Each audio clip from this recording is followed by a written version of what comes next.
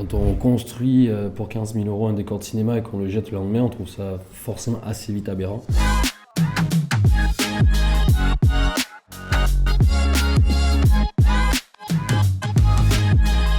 Du coup, moi, c'est Nathalie Giraud, cofondatrice de Gimmick Design. Et Bastien Carretier, cofondateur de Gimmick Design également. On a essayé de développer une solution pour accompagner les organismes privés et publics dans leur transition écologique par l'ameublement. C'est-à-dire qu'on s'est posé d'abord 3 questions. C'était comment ramener le design artisanal dans les entreprises, comment proposer une manière de produire et de consommer différemment dans l'ameublement, et surtout comment créer un mobilier qui n'est plus générateur de déchets. D'où le principe de travailler avec des matériaux de réemploi, recyclés ou durables. Après, on va designer et fabriquer avec notre consortium d'entreprise et aussi une partie qu'on fabrique dans nos ateliers le mobilier, et proposer un système de mobilier consigné. Le déclic, déjà on travaillait, ça se passait très bien. Oui.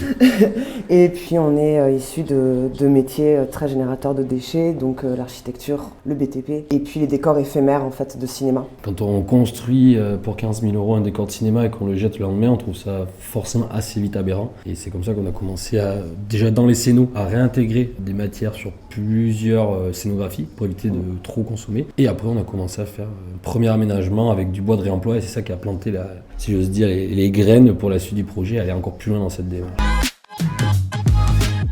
C'est essentiel maintenant. On s'appuie aussi sur la loi AGEC. Il y a quand même un peu des choses qui se mettent en place pour la transition écologique. Donc ça va dans ce sens-là. Et il faut passer par là maintenant. Une anecdote. Quoi, quelque chose de drôle qui nous est arrivé? Non, l'anecdote c'est plus finalement le début, où avec le recul on se demande comment on a fait, parce qu'en fait on allait livrer nous-mêmes, récupérer les matériaux, on designait, on faisait les 3D toute la nuit, on le fabriquait nous-mêmes, et là on commence un peu à pouvoir souffler avec l'équipe, mais avec le recul on se dit Ouais. On était fous de faire tout ça. On y croyait vraiment.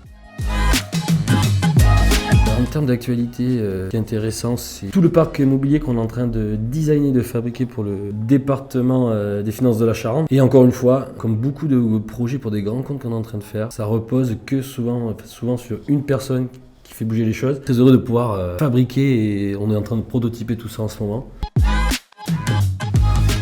La création. Ouais, ça c'est clair, c'est On a la tout basé création. sur ça. Et en plus maintenant, c'est qu'on arrive à embarquer tout le monde avec nous, parce qu'on travaille aussi avec des partenaires, des métalliers. Tout le monde se prend au jeu, et on était encore ce matin, on a trouvé encore une nouvelle solution avec comment faire des tables avec de nouveaux déchets que lui a régulièrement.